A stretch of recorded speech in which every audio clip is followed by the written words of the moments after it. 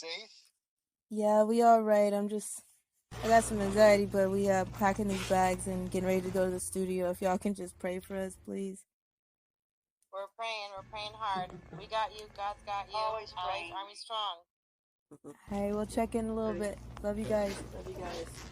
Love you, stay safe. Love you. Love you, be safe. People that need help.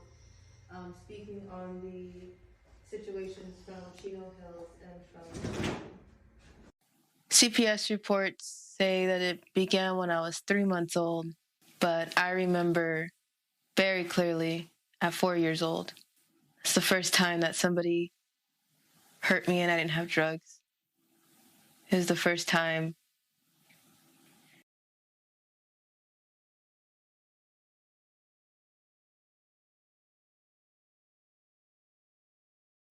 I was awake and I knew what was going on. I was at my babysitter's, and out of all the kids, she kept bringing her boyfriend around me. She kept telling me to come sit in the room on his lap, talk to him. And one day I got really irritated that he kept trying to touch me, so I started fighting him, and she beat me. She beat me, and she told me that he was going to do whatever he wanted to do anyway, so she locked me in the room. And when he stopped, she took my stuff, and she threw me outside in the driveway in Ritchie Canyon until my 2 biological sisters got off the school bus and they found me. I was in shock. I just sat there. And the bruises were so bad. The pain was so bad, I didn't know what to do with myself.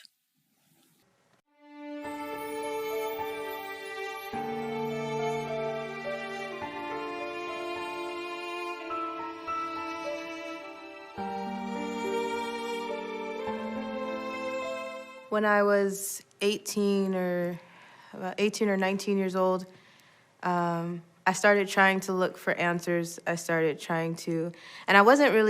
I know who my mom is. I don't need those answers. My former last name it means nothing to me. I don't want anything from it. I never have and I never will. I couldn't wait to get rid of the name. But when I turned 18, 19, I started trying to still fill in those holes to my life that I'm still missing. And I tried to go back to the hospital, St. Bernardine's, California. I tried to go back and get some type of history. I started talking to my babysitter. It was a weird situation because she was placed in my life as someone that I started talking to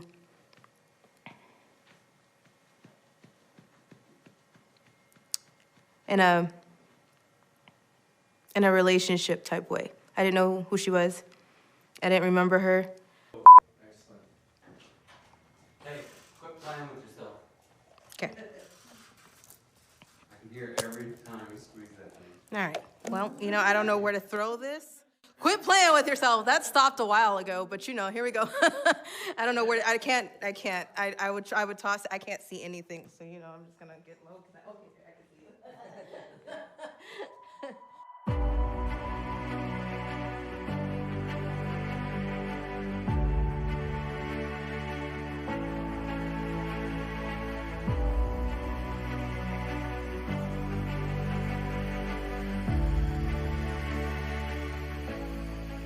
When I went over to her house, I eventually found out things started coming back. We talked, we fought, and she told me that I didn't understand what was going on, that there were many answers that I was missing, which already there's many holes to my story, to the things that I know myself. I stopped looking for those answers when I was adopted, and I don't need those answers, but I tried to look anyways. I went back to St. Bernardine's Hospital. I started looking for answers, and I didn't know what I was looking for. I didn't know if I wanted that answer. I have my mom, and I know who my mother is. Shelly Carter, I know who my mother is, but I just wanted answers. And she kept telling me she would give them to me, and she lied once again.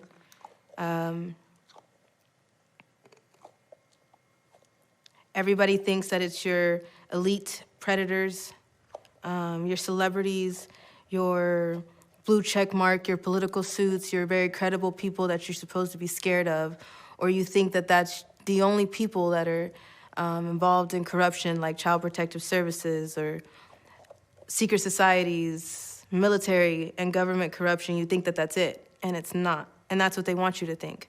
They know that you don't know. But it's not just your elite celebrities. It's your everyday people. It's your lawyers, your doctors, your pediatricians that you take your children to, your everyday neighbor, your teachers, your daycare facilitators. My babysitter had the keys to the elementary schools in her area. My surrogate, I don't call her a mother, but my surrogate, she took her to court. She went to court with it, and she lost the case. And then I wondered, what did I do? What did I do wrong? Why did everybody treat me like I did something wrong at 4 years old? Why did everybody treat me like it was my fault? In the courtroom, they made her shake her purse out and give her the last bit of change that she had in her wallet because she said she didn't give her the rest of the money for that day. And she did. And then she took me home and beat me because she lost the case.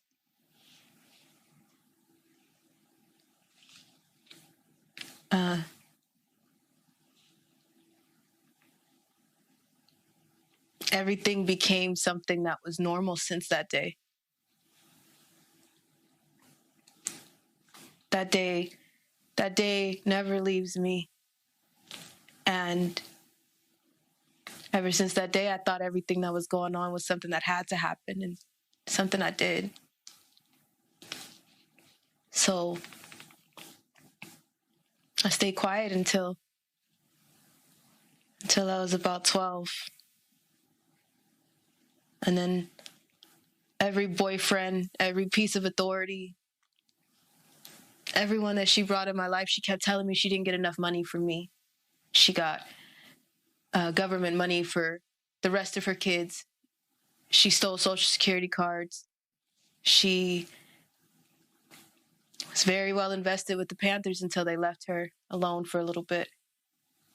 And so she had to figure out the money and then come by herself. So bootleg movies,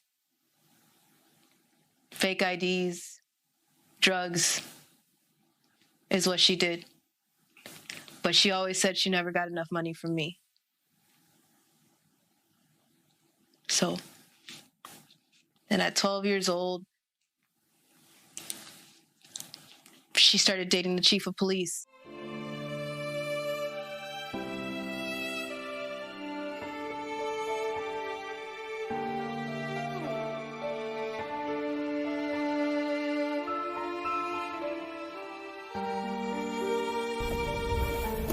Hi, my name is Allison Carter. I have a cop pulling me over. I just want to know that if he's ran my license plate, I just wanted to make sure, I just don't feel safe. I just wanted to make sure he ran my license plate. You just scared the fucking shit out of me. No, I'm not trying to do that. You were following me for a long time, and I slowed my ass way down, and you slowed your ass way down. You scared the fucking shit out of me. Calm down, right Mom. now. It's okay. Calm He really scared us. He's been following us for a while. You went over that solid white line, Okay. Now I didn't know if you were I am going towards Because 366. Because I was trying to see if you were fucking following me, dude. Okay. Do you have driver's license on you, right quick, man? Yeah. Is this your car? No, we're not driving. Hang on one second. Did you call us? Did you call us in, sir? I just want to make sure you called us in. And I'm on the phone with 911 right now. I just want to make sure you called this in. Called what in? Called this in. Pulled over. What are you, a state trooper? Yeah. Yes, he's a state trooper. Are you Officer Trafficking McDaniels? Survivor. We get fucked with a lot. Are you Officer McDaniels? No. He's not Officer McDaniels, ma'am. We are on the road. We have had, I'm stepping out of my car with my hands up because I'm not sure. I'm just stepping out of my car with my hands up. My grandma's sitting here in the car. We have been pulled over once again. I have already called 911. Please screen record this video because it makes no sense. This officer has now pulled us over and has said that the reason why he pulled us over, please stay on Facebook, screen record, make sure with my mom. She's on my Facebook Live right now, and she's inside this trooper's car. He has tailed us for over 10 or more minutes. We thought someone was following us, which he was. She speed up, she slowed down. We did everything that we needed to do to make sure that he was following us. Now he's saying that she committed some type of traffic stops or traffic violations. Now he's saying that she's drunk. My mother does not drink. I put that on everything that I love and my grandmother's grave, that my mother does not drink or do any type of drugs. So he's going to run his test or say that he's on doing a sobriety test or whatever. I'm just done with this. I've already called 911 and checked with Highway Patrol. They said that he did not call it into state, but he did call it into Highway Patrol a few minutes ago into the car. Can you grab me a soda while you're back there? You're really harassing me because first you're gonna a violation, and then I'm a drunk driver, and then now you're getting me on drugs and shit, and you're upset because I didn't pull over immediately off the off ramp.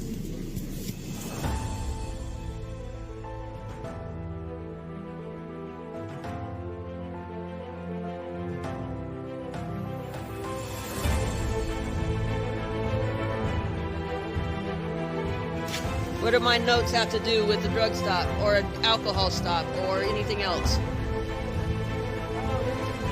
Nosy ass. What does that have to do with anything? You're looking for what? What are you looking for?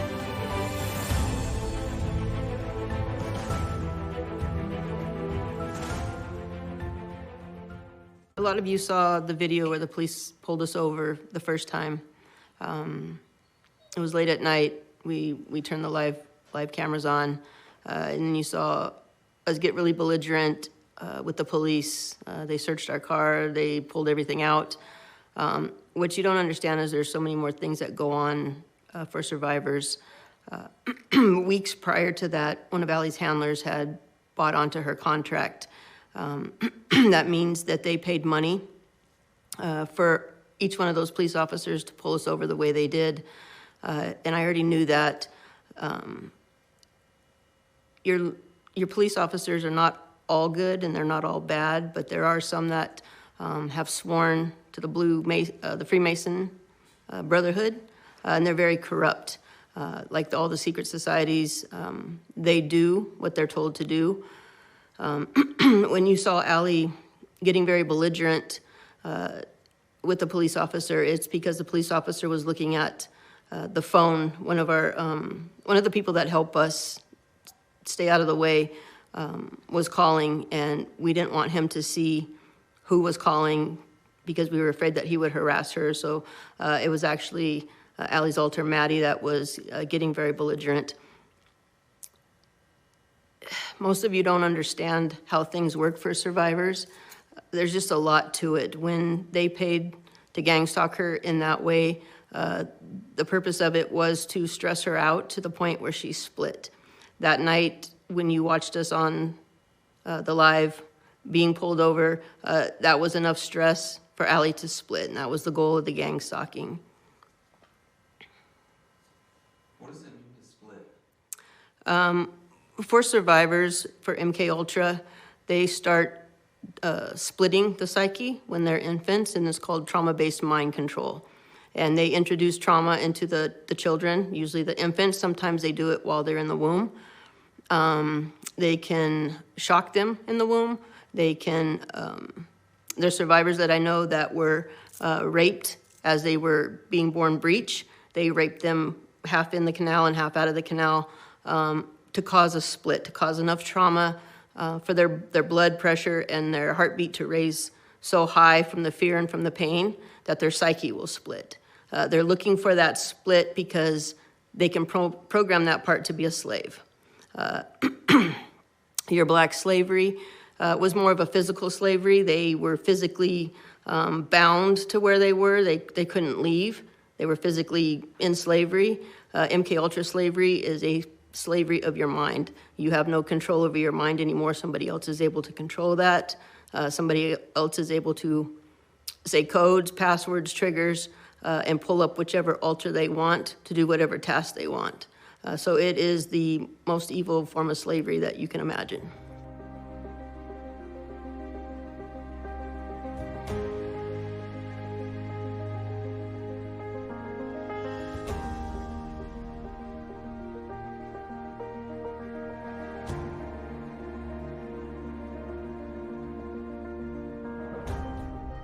And he would come in my room at 4 o'clock in the morning, every night like clockwork. He was a married man, and he didn't come over during the day except for maybe twice. But he would come over at 4 a.m., 3 a.m. to have sex with her, and then she would go get in the shower. And then he'd come to my room. And there was only a few times where I was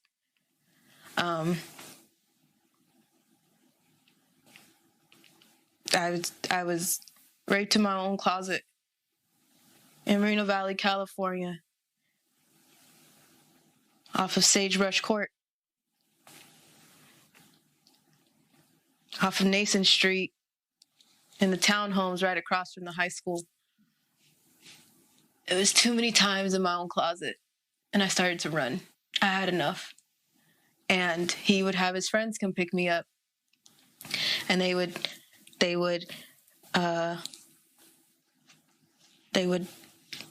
take me over on Marino Beach Drive, right in front of the car dealerships. They would have their way, and then they would take me back home until they got a trap house on Nason Street. They would bring other kids. Nobody questions the cops. Nobody questions why their cars are parked the wrong way. Nobody questions what they're doing.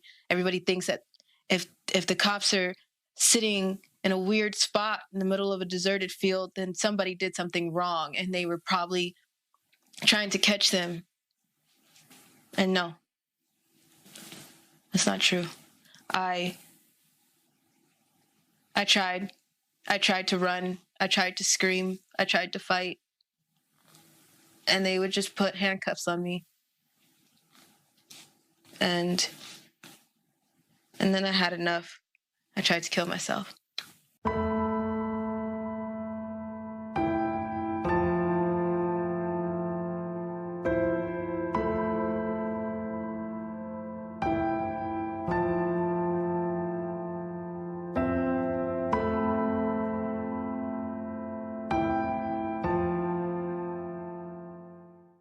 Well, my career in law enforcement, I actually joined the Brotherhood of Freemasons. Okay. Yeah, how'd you get into that? How'd you get into that? Man, you know, a lot of cops are involved with that. Really? Oh yeah. It's a thing that I'm not saying you must do, but 95% of them do. One of my supervisors, he was a lieutenant. Pretty much came up to me and asked me, "Hey, you want to join a club?" And I'm like, "What kind of club is it?" You know what I mean? Right. Well, it's a Freemasons. I did my background, you know, on them and did my research. And yeah, sworn to secrecy. Yeah, you sworn never to divulge any information, but to always protect and help your fellow brother. That's it. But see, if you start exposing them, they'll go after you. They'll go after your family. They'll try to kill you because the government is part of it. it's not only civilians. The government is in cahoots with these people. Right, right. And in there's sectors throughout the whole country that's split apart. I don't know if it's northeast, south, and west, but they have witches that are in charge of these sectors and warlocks that are in charge of these sectors, and they pretty much monitor the satanic. I'm going to use the satanic, members, and a lot of them are politicians, heavily involved in witchcraft, and they have to do certain rituals and certain things in order for them to gain favor with the Rothschilds, and then they send orders of doing things for that family. Wow. They give them orders, and with those orders money comes with it. Exactly. They're all demons. They're all demon possessed. They're vessels. They're fleshly vessels that are compartmentalized. They're like shattered. They shatter their brains, and it's just like MK Ultra, right? They use MK Ultra to break the minds of people, and then they mold them the way that they want them to go. Wow. You know what I mean? Or satanic ritual abuse. That all comes together with the Freemasons.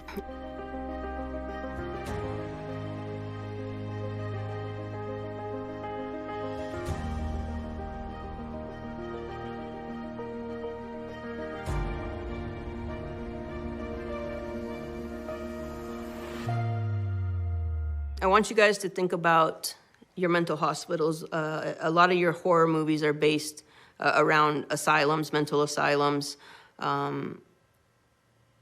Most of us know that there was tortures that went on in the mental asylums, lobotomies, different types of things like that. Those things are real. A lot of your MK Ultra survivors have been through mental hospitals. A lot of them get put back into mental hospitals to reset their programming if it starts to break down. A lot of your survivors have been raped in mental hospitals. A lot of them have been put in dental type chairs for programming and resetting purposes. Most of the survivors that you come across are going to be terrified of the dentist, and there's a reason for that. They use a lot of medications for programming as well. For instance, your CPS kids will all be on different types of medication. If you go buy a medication and you pull out that pamphlet that comes with it, there's a big long thing with risks and side effects and those type of things. They have to test those medications on people, and they test them on the people that are in the mental hospitals. They test them on the children in CPS care because they can give them the medications and find out the side effects and use them for experiments. So there's so many layers of things that are being done. It's just the worst evil that you've ever seen. I went into mental hospitals.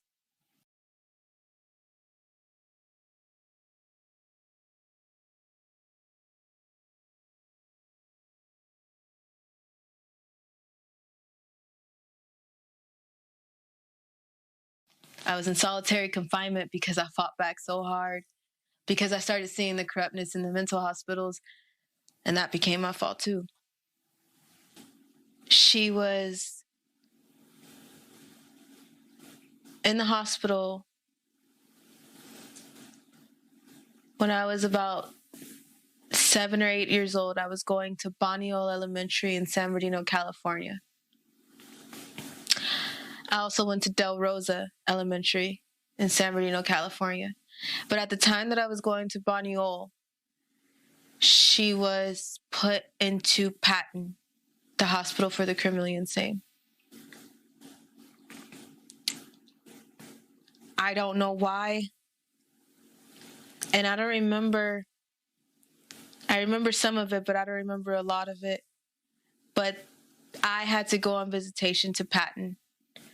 Boniol Elementary sits on the same street, right next door, pretty much, to Patton Hospital. And I would have to go visit her. And when I visited her, weird things happened.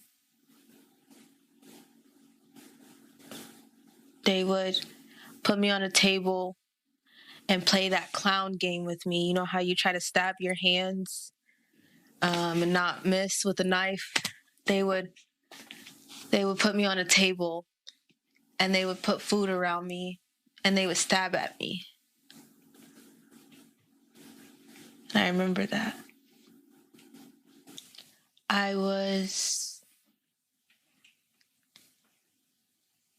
15 in the 10th grade.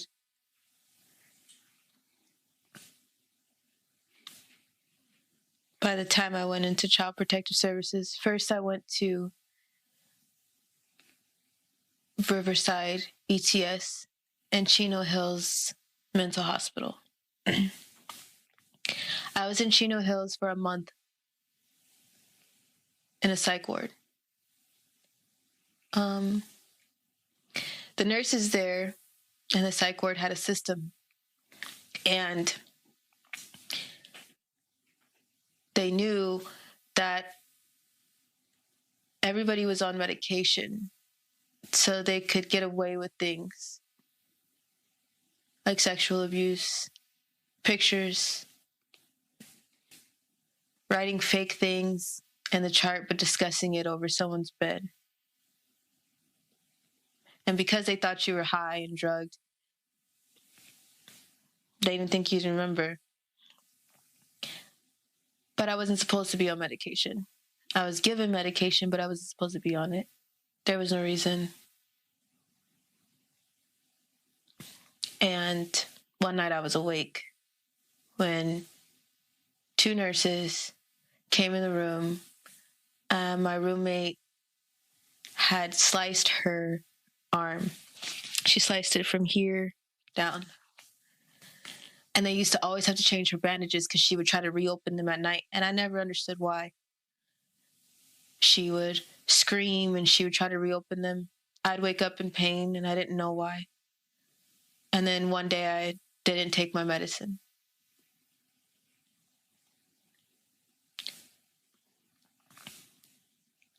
And the nurses came in our room and they were talking over our bed about changing the charts. About nobody would believe the kids because they're already crazy.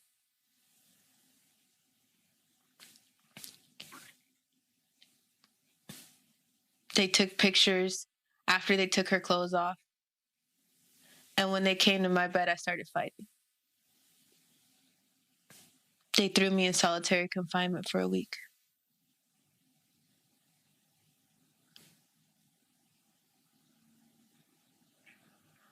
I wanted to die. I remember the social worker coming out and telling me that they were going to send me back to my biological mother.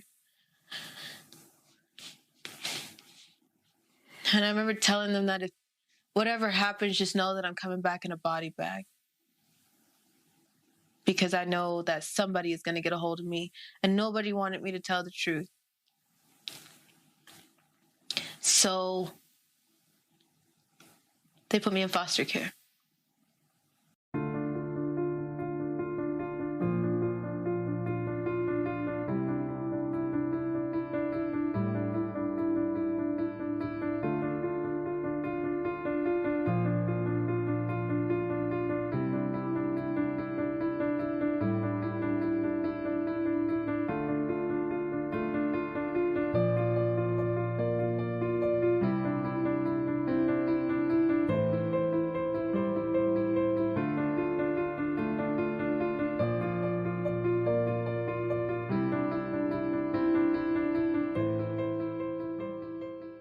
When Allie was put in foster care, I was advocating for her, and I was reporting back, and I was writing reports and turning in reports to CPS based on the abuse that she was telling me that she was experiencing while in foster care. At first, they embraced me, and they were allowing me to have visitation with her. When I started making too many waves, they turned everything back on me. They filed a court order that said I was a predator to Allie, and they were telling me that I was not allowed to have contact with her because they were trying to silence things, and they were using that as a means to scare me.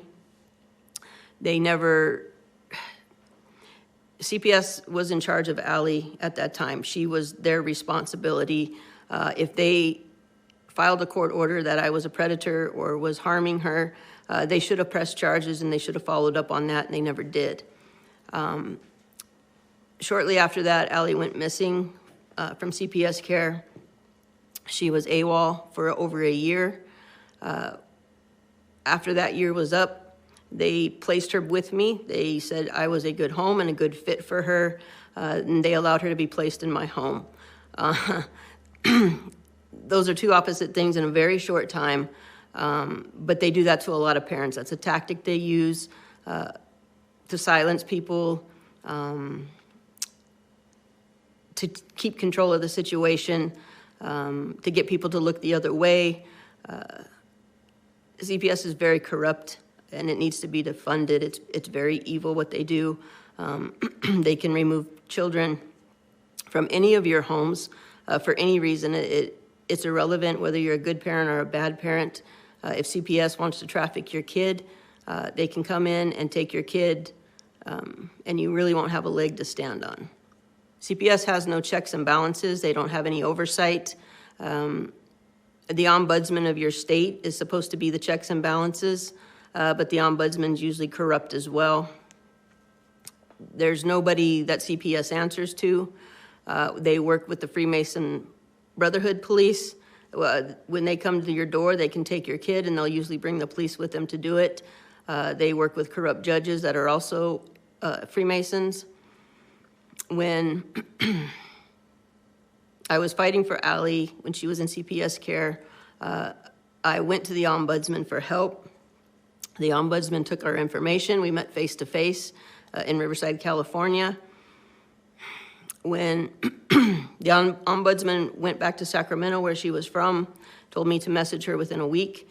I did message her within a week, and I didn't get a response. Shortly after that, I tried calling, and she had retired. That's just how things work in a corrupt system. A social worker from the county came out and opened a case for Allie. The social workers had changed a couple times while she was at the shelter. At one point, a new social worker came. In social work, they will dispatch somebody to come out and initially assess the kid and take the paperwork, take the report. That's their job. When that part's done, then they hand that off to another social worker. So a new social worker will come out after that. There's a really high turnover rate of social workers for kids. They change frequently. So the second social worker came out. By this time, Allie had a pretty thick folder. They had information. I don't know where they got that information. But that social worker was very prejudiced toward Allie. She had not met Allie yet. She had not spoken to her once. But she told me, and she told the other social worker, the other counselor, that Allie was oppositional defiant, that she was a troubled child, and she already basically had an opinion made up of who Allie was. We went back and forth with CPS. When Allie left the runaway shelter, she was placed in a mental hospital. After that, she was placed in a foster home. There was a lot of abuse going on in the foster homes. At that time, I had a good rapport with the social workers because I was advocating for Allie. At one point, that changed. They got very irritated that I kept reporting problems and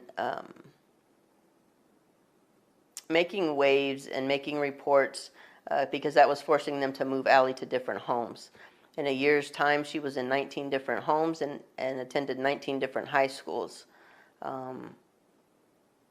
So it wasn't too long before the social workers were not really happy with me, where they were allowing me to have visits with her so I could take her for a soda, take her for an ice cream, whatever.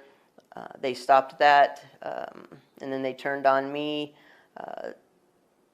said I was a predator, tried to they put it into a fake court order that I was not allowed to contact her. But Allie kept contacting me, telling me, you know, this is what's going on. Can you help me? And I was bound by duty to do the right thing, even though I was being threatened by CPS. I chose to do the right thing.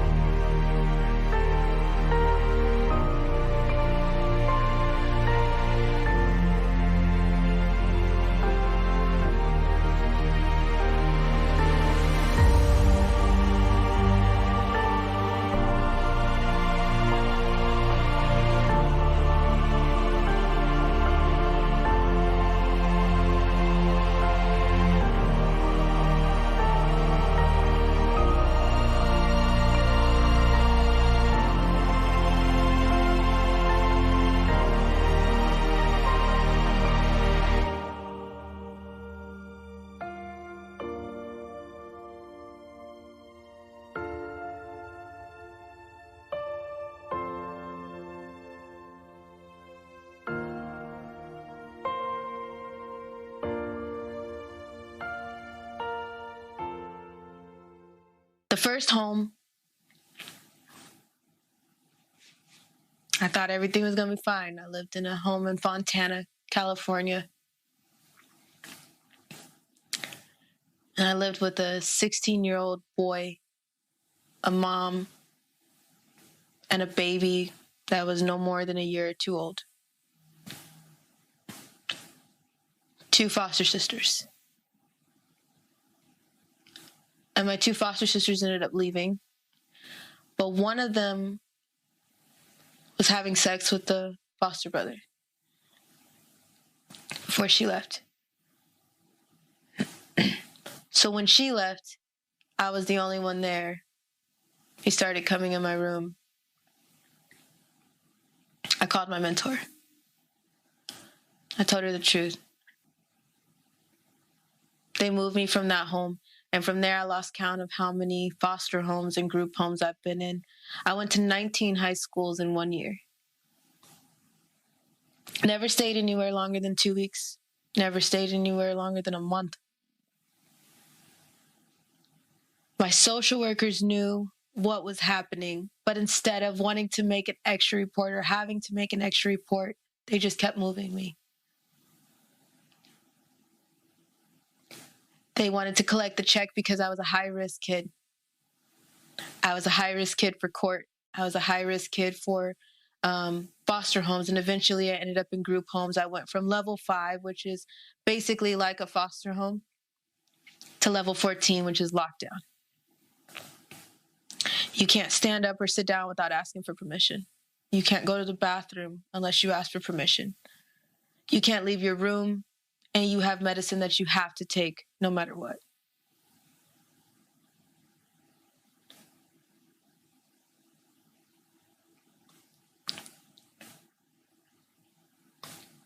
And then I met my pimps. And I started talking to someone online. And I thought that I met him and he was going to be my boyfriend and I'd have this relationship. And I was with him for a little bit. His name was Keith. He had, he was everything somebody like me needed in a time where nobody gave a damn and everything that I owned was in a trash bag and moved from place to place to place. And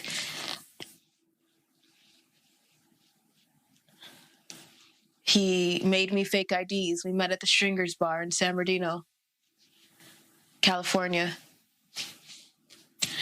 From there, I thought it was okay, and we spent maybe only a couple weeks together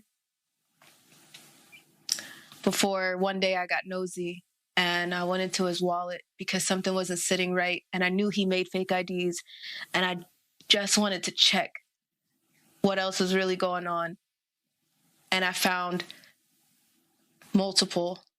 too many IDs of different last names, from Keith Karvatsky, Keith Turner, Keith Harrison. And he found me looking through his stuff, and he beat the hell out of me. He cracked my ribs. He put me in the hospital. And he told me that you're mine now. You're my property. You don't tell anybody else. And I did it. I did what he said. And it went from little jobs in a car to elite jobs and elite parties, orgies that were with celebrities, the Getty Los Angeles Museum, traveling to the Buckingham Palace, military bases.